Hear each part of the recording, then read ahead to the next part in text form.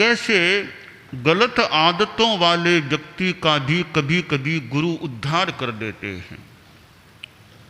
एक कहानी आती है, वास्तविक घटना है या काल्पनिक जो भी है, कहानी है। एक गुरुजी थे, ज्ञानी थे, ध्यानी भी थे और बड़े पराक्रमशील थे, पुरुषार्थ करते थे, लोगों को भी प्रेरणा देते रहते थे, गांव गांव पधारते थे और तत्व चर्चा के द्वारा भी लोगों को शास्त्रीय ज्ञान देते थे। एक गांव में उनका प्रवास हो रहा था। लोग प्रवचन आदि में आते थे। एक युवक था, वो काफी गुरुजी के आसपास रहता। एक दिन वह बोला, गुरुदेव मैं तो आपका चेला बनना चाहता हूं। तो गुरुजी ने कहा, चेला गृहस्थ में रहते हुए ही या साधु बन करके? नहीं महाराज, मैं तो साधु के रूप में आपका चेला बनना चाहता हूं, यानी आपके पास साधु दीक्षा लेना चाहता हूं। अब गुरुजी ने थोड़ा सा ध्यान किया, एकदम आंख मूंद कर ध्यानस्थ हो गए और फिर आंखें खोली और कहा कि ठीक है, मैं तुमको साधु दीक्षा दे सकता हूं। बोलो दीक्षा कब दूं? तिथि तय कर दूं जब मुझे दीक्षा देनी है। तो वह युवक बोला कि गुरुदेव देखिए, गुरु और अनुयायी की बात हो रही है। अब गुरु के सामने मैं क्या छिपाऊं? गुरु एक ऐसा स्थान होता है कि जहां आदमी अपनी बात साफ रख दे। जो भी गलती अच्छी, जो भी अपनी बात रखने की जो बात है, तो गुरु के सामने आदमी निश्चिंत होकर के अपनी बात रख दे ताकि कोई समाधान मिल सके। तो वह बोला, गुरुदेव आपसे तो अब मैं क्या छिपाऊं? बात यह है गुरुदेव कि मेरे में चोरी करने की आदत है, मैं कई बार चोरी करता हूं और कभी कभी तो मैं पकड़ा भी गया था चोरी के मामले में, फिर छूट गया था और अभी भी वह चोरी की आदत मेरे में है, गई नहीं है अभी तक। आप देख लो, अब आप दीक्षा देना चाहो तो मुझे देख लो, दे दो भले, यह कमजोरी तो है। गुरु ने कहा कोई दिक्कत नहीं है, मैं तुमको दीक्षा दे सकता हूं।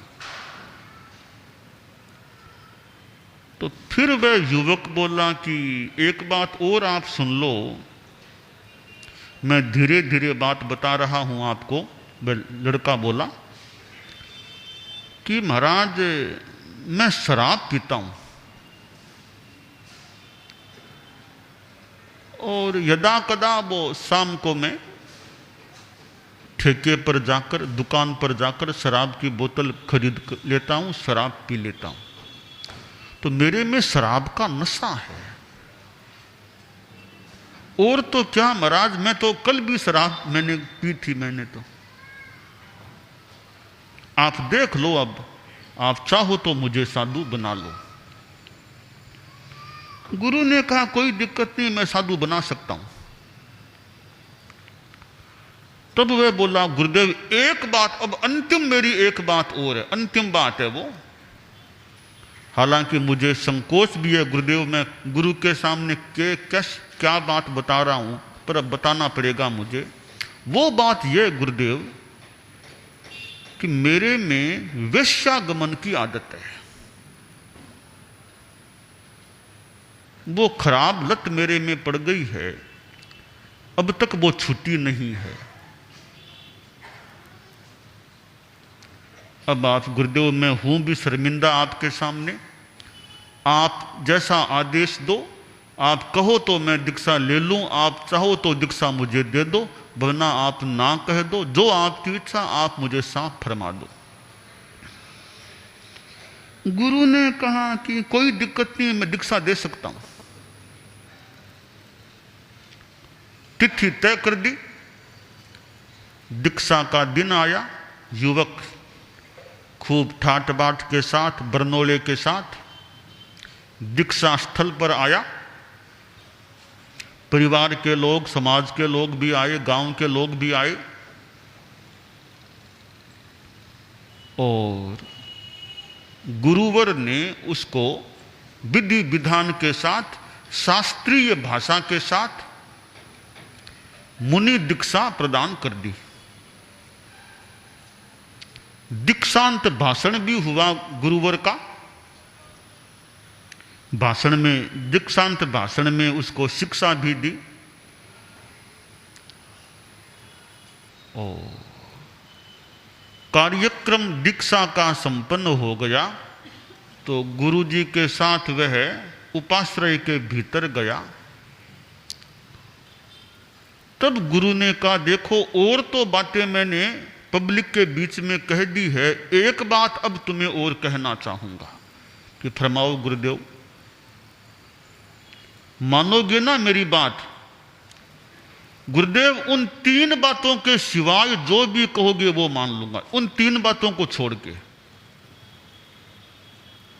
तो देखो बात यह है, तुम चोरी करो मेरी ना नहीं है, तुम शराब पियो मेरी ना नहीं है, तुम वेश्यागमन करो मेरी ना नहीं है। एक बात का ध्यान रखना, ऐसे गलत काम गुरु के देखते कभी मत करना।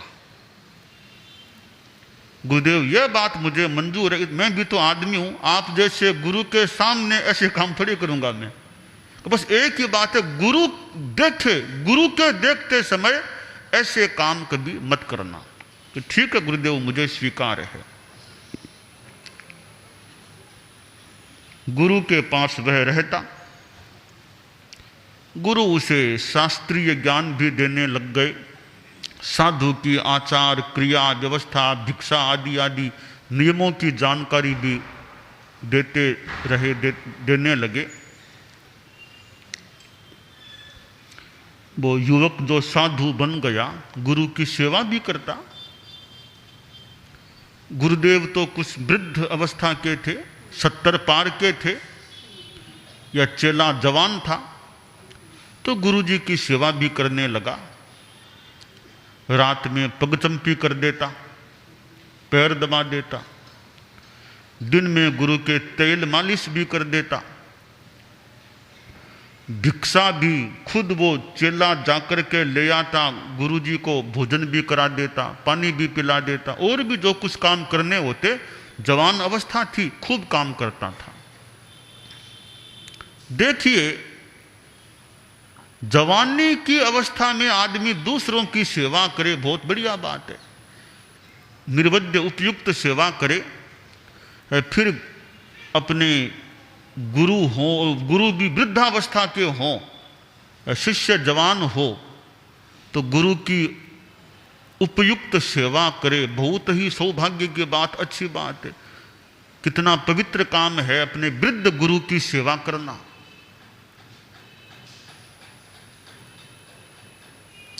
वह सेवा करता। अब वो आदतें तो उसमें पड़ी हुई थी, गलत आदतें। आदत पड़ने के बाद छूटना कई बार मुश्किल होता है।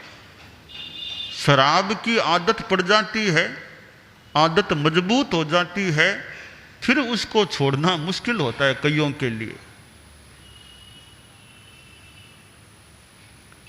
अब उसके शराब की आदत थी ही, चोरी की भी थी। एक दिन सोचा कि आज तो चोरी करने जाऊंगा। तो गुरुजी तो रात को सो गए, गुरुजी तो जल्दी लेट जाते थे। लेट गए गुरुदेव और वह पीछे से चोरी करने के लिए निकल गया। एक बड़े सेठ के हवेली के पास पहुंचा